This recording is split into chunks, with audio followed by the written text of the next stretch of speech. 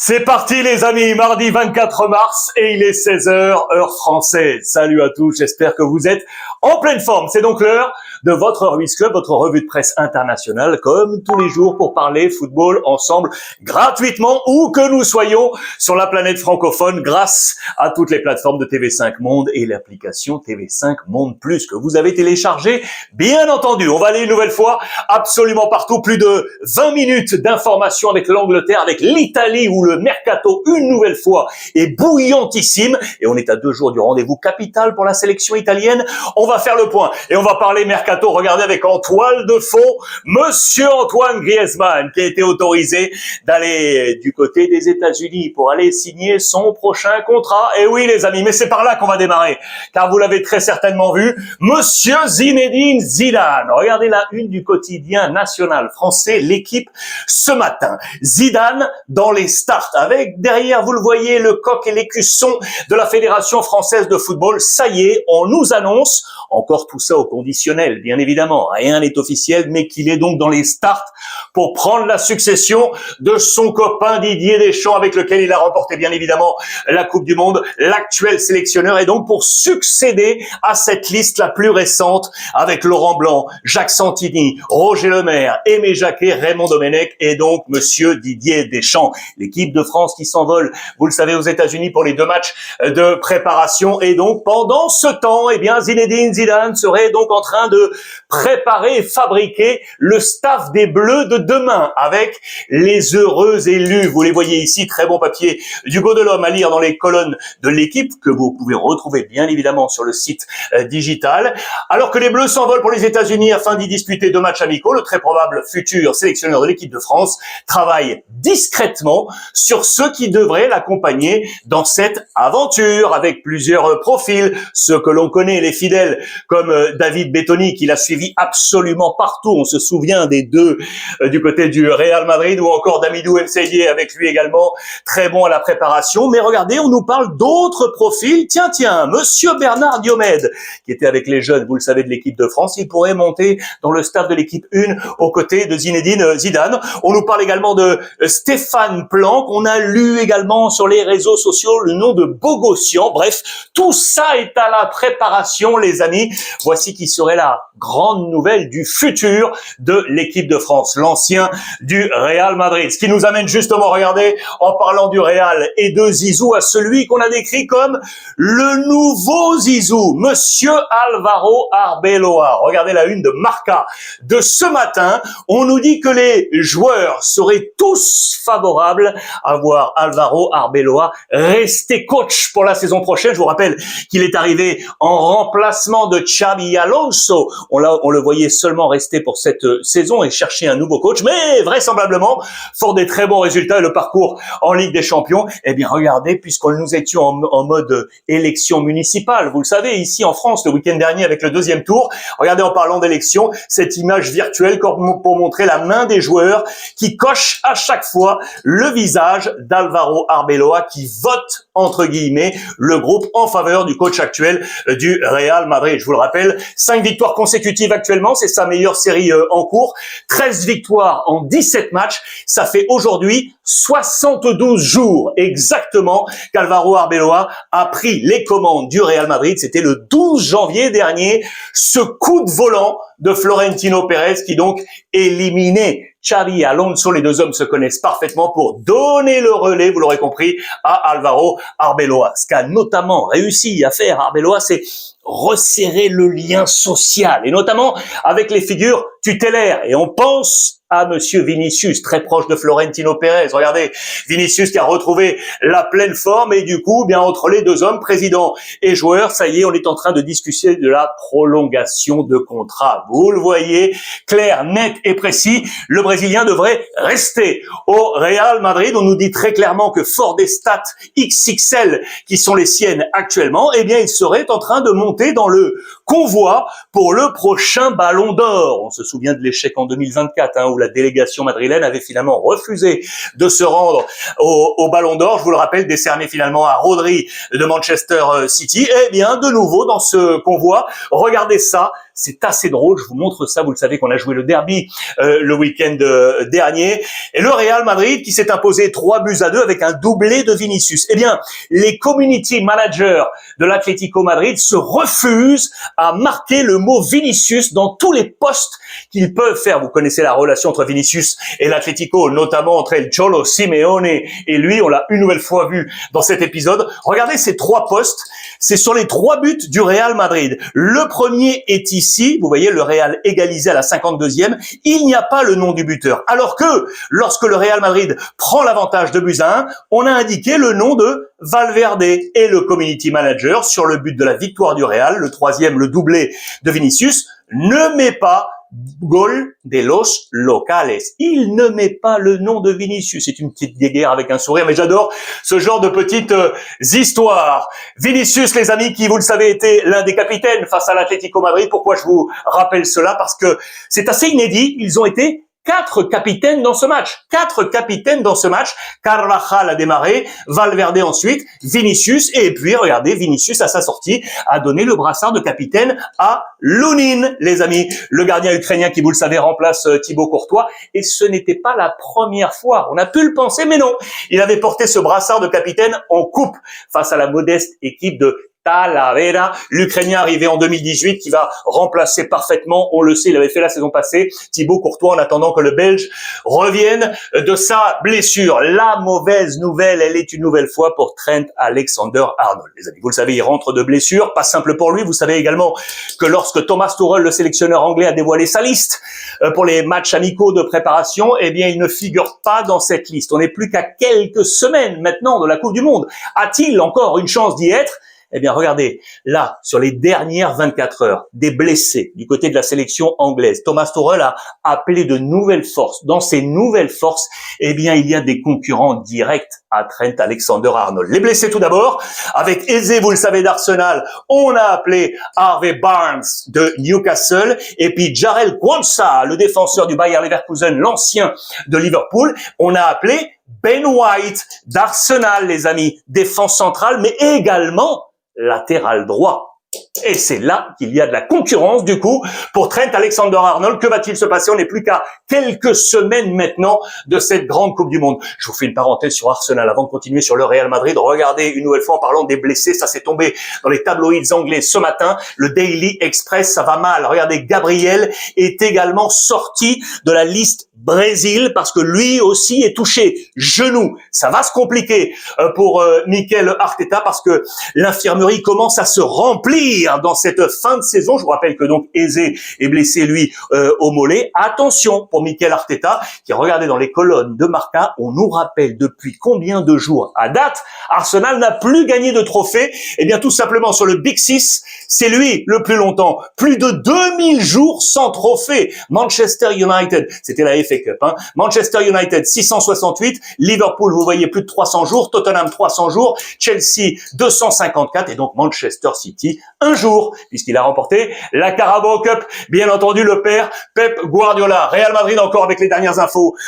Kylian Mbappé, vous le savez, il est avec le rassemblement de l'équipe de France, bien évidemment. Regardez dans les colonnes de l'équipe, papier de Sacha Nokovic, à lire également sur le site internet. Je cite, je suis content que ce soit derrière moi. En parlant de la blessure, bien évidemment, les amis, le capitaine des Bleus présent à Paris hier soir est revenu sur la blessure au genou gauche qui l'a perturbé ces dernières semaines et assure être désormais totalement remis. Sauf que, regardez, la presse catalane qui adore ce type de papier, regardez, la présence de Mbappé va ruiner l'équipe blanche. Pour nous dire quoi?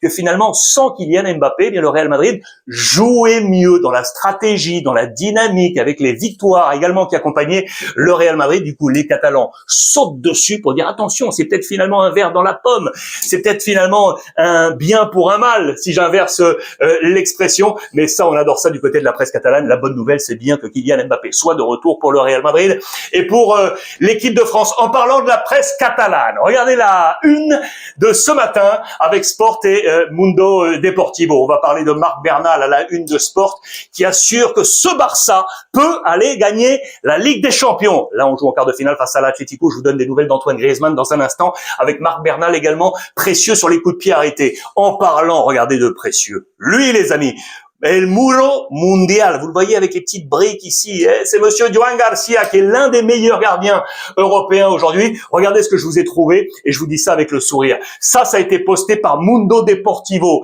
le quotidien catalan. Regardez-le. Joan Garcia avec ses tentacules ici comme une pieuvre et en fait ce n'est que pour nous rappeler Doc Ock. Est-ce que pour les plus vieux d'entre vous, vous connaissez, c'était l'un des méchants dans Spider-Man. Il est ici, on avait même des figurines, regardez, on l'a reproduit entièrement avec ses tentacules pour arrêter tous les ballons qui passent par là. Allez, plus sérieusement, bien évidemment, on vient avec cet impact mondial de monsieur Joan Garcia qui dans tous les classements est quasiment en tête. Regardez avec 12 clean sheets. C'est le max en Liga cette saison, devant Courtois avec 11 et Oblak avec 10. À noter que ces trois gardiens ont été blessés en même temps. Et regardez sur le trophée de meilleur gardien de la saison, eh bien Joan Garcia 0,74 avec 17 buts encaissés en 23 matchs joués. Courtois derrière avec une nouvelle fois Oblak à la troisième place. Il fait partie des nouveaux visages de la sélection espagnole. Je vous en ai parlé hier. Le sélectionneur qui a pris 4 gardiens inédits pour l'inclure dans cette liste et dans cette dynamique. Les nouveaux visages, il est là, ils sont là, les nouveaux de l'Espagne, avec bien entendu un nouveau capitaine. Les amis, j'en parlais tout à l'heure. Eh bien, c'est Rodri. Regardez, Ballon d'Or 24, Manchester City, qui est de retour avec la sélection espagnole, qui prend donc le brassard de capitaine. Je vous rappelle que les plus capés, Iker Casillas et Sergio Ramos, époque Real Madrid, l'équipe espagnole qui sera là à la préparation. Le Barça avec donc Joan Garcia et donc ce Barça qui cartonne. On va profiter de la trêve pour travailler du côté de Hansi Flick. Lui, regardez, qui vient d'enchaîner 50 matchs consécutifs avec des buts marqués en Liga. La dernière fois où ce ne fut pas le cas, c'était le 15 décembre 2024 face à Leganés. Depuis, le Barça en Liga a toujours marqué au moins un but. Une série de 50 matchs consécutifs avec l'ensemble de ses buteurs et notamment en parlant du travail d'Hansi Flick, les amis. C'est le travail sur les coups de pied arrêtés. Ça, c'est très intéressant. 11 buts marqués sur coups de pied arrêtés. On connaît la sagesse d'Arsenal sur ce thème. Eh bien, le Barça n'est pas en reste. Regardez, avec notamment 2 joueurs en ce moment qui cartonnent. Je vous en parlais. C'est Marc Bernal et Araujo qui a marqué là ce week-end le but tellement précieux de la victoire face au Rayo Vallecano, c'était ici. Regardez Araujo, 1 but ici, 2 buts ici, 3 buts ici. Marc Bernal, 1 but ici, 2 buts ici, 3 buts ici. Le reste sur coup de pied arrêté, il y a du Koundé, il y a du Lewandowski et il y a du Christensen toujours blessé. 11 buts en tout, toutes compétitions confondues sur coup de pied arrêté. C'est le travail d'Hansi Flick avec son staff qui paye. Et du coup, regardez, il a été élu coach du mois de mars.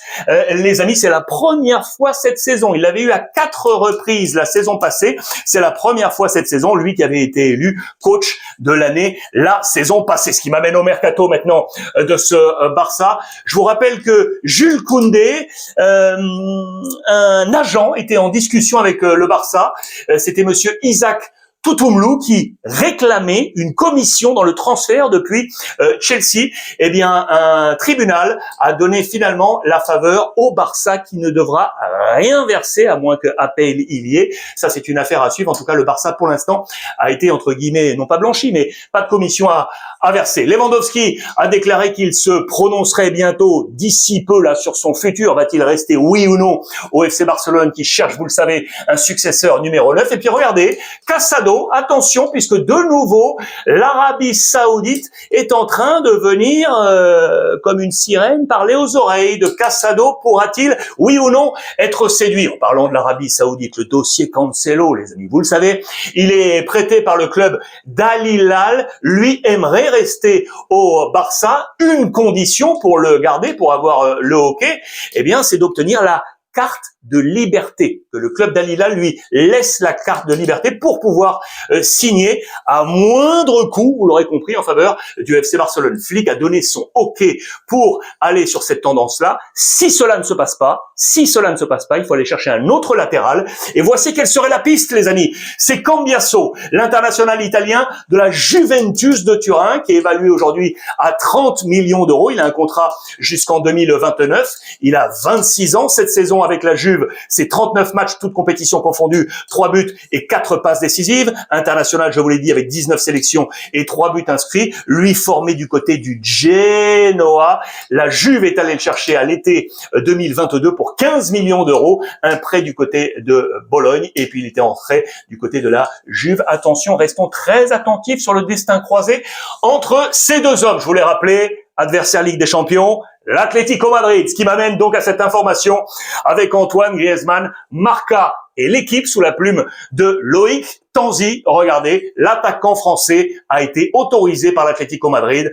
à se rendre à Orlando lors de cette trêve internationale afin de finaliser son arrivée cet été en MLS du côté de Orlando. Le montage ici réalisé, vous le savez, c'est un passionné de cette culture américaine, notamment de la NBA. Il va aller jouer cette aventure, un contrat dans les colonnes de Marca jusqu'en 2028 avec une année option supplémentaire, très attendu. C'est une belle nouvelle, je trouve, parce qu'il a énormément donné à l'Atlético Madrid, comme nous le rappelle le quotidien Marca. Il mérite d'aller jouer et d'aller vivre cette aventure du côté de la Ligue américaine. Dans 2 jours, je vous l'ai dit, dans 2 jours, l'Italie joue son avenir, les amis.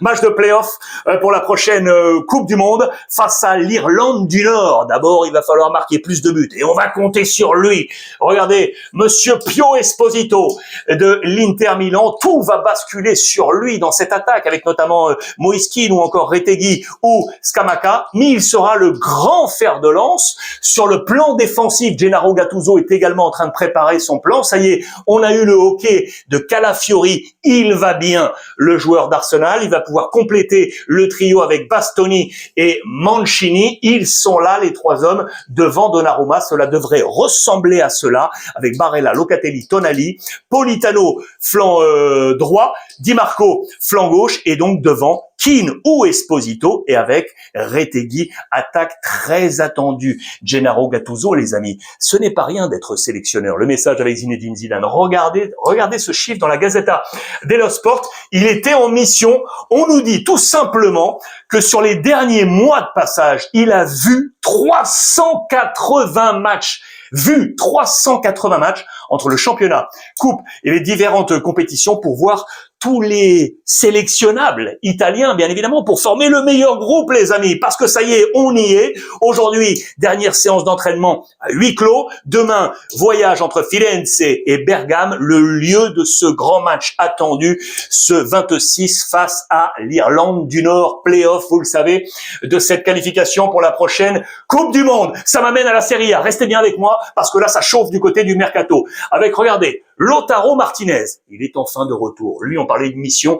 Eh bien, regardez, à la force, il va revenir, le totem argentin, pour revenir au plus vite. Car vous le savez, l'Inter est en train de lâcher du terrain. Milan et le Napoli reviennent à la charge. Regardez BP Marotta avec Thuram, ça se passe un peu moins bien sur le plan offensif et on attend le retour. Totem, pourquoi? Parce que c'est très simple. Regardez, sur 2026, avec lui, 2,4 buts moyenne par match. Sans lui, un seul but de moyenne par match. Avec lui, 77% de victoires sur 13 matchs. Sans lui, 28,5 de victoires sur 7 matchs. Il est très attendu. Naples et Milan, juste derrière, je vous le rappelle. En parlant des Milanais, regardez, le mercato.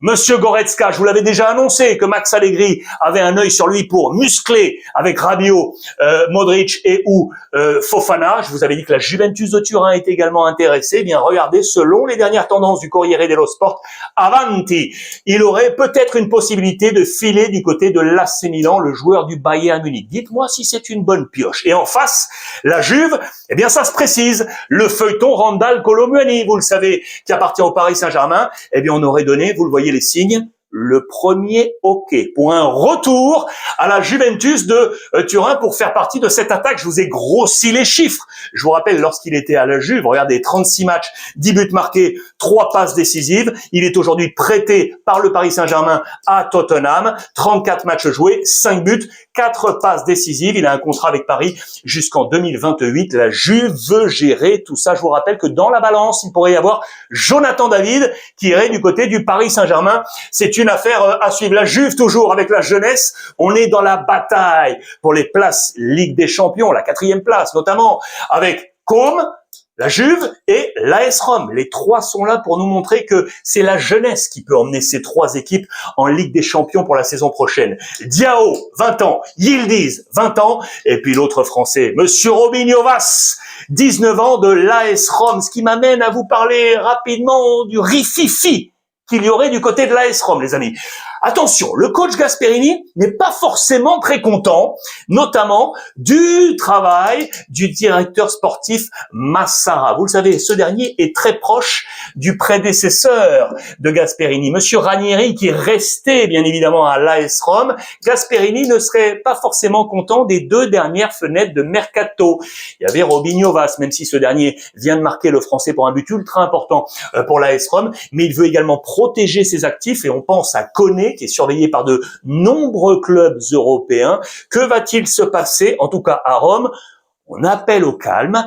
La famille Friedkin, les patrons, appellent au calme. Le relais avec Ranieri pour calmer notamment ces deux hommes. Je mets tout ça au conditionnel, où il pourrait y avoir de la friture sur la ligne à faire, à suivre. Voilà les amis pour cette revue de presse aujourd'hui. Puis je vais terminer par cet anniversaire, parce qu'il faut le célébrer finalement. Monsieur Johan Cruyff, les amis, disparu il y a 10 ans. Jour pour jour, aujourd'hui, 24 mars, il y a 10 ans, jour pour jour, la disparition du grand Johan Cruyff qui a tellement apporté au football moderne. Son fils, ici, parle de sa fierté, bien évidemment, lui, de l'école de l'Ajax qui a porté les couleurs du Barça avec ce brassard de capitaine, avec les Pays-Bas, brassard de capitaine, et puis coach, il a tellement légué au football moderne. C'est l'anniversaire de la disparition, la mémoire d'un très grand du football mondial, Monsieur Johan Cruyff, les amis. Voilà, c'est terminé pour aujourd'hui. J'espère que cela vous a plu. Vous me le dites en commentaire, bien évidemment. Comme d'habitude, je vais vous lire attentivement. Gros big up à vous tous.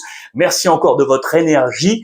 Et puis, n'oubliez pas d'aller télécharger l'application TV5 Monde Plus et toutes les plateformes de TV5 Monde. À plus tard. Je vous embrasse et profitez des vôtres.